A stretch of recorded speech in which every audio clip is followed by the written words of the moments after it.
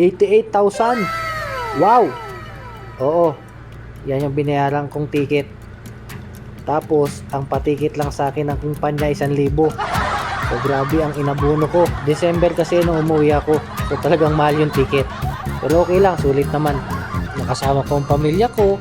Tapos nakita ko yung bunso ko na hindi ko siya nakita nung nilabas yung bunso ko kasi nag-pandemic kaya hindi ako nakauwi ng 3 taon. So, nakauwi lang ako nitong December. So, eto nga, pa-boarding na ako. So, may paripand naman si Philippine Airlines. So, meron na akong panglugaw sa loob. Alam niyo ba kung magkano ang lugaw sa loob? Napakamahal. Cup noodles nga 50 yata o 100. Grabe. So, yung 550, may pang may pang merienda ka na sa loob kung sakaling matagal pa ang flight mo. Kaso ang flight ko is alas 11 ng umaga eh. So, nakarating ako dyan alas 7 ng umaga. So, nakaboarding agad ako ng maaga.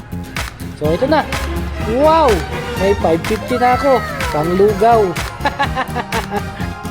Kung bago ka lang sa channel ko, pa-follow, like, and share naman. Salamat!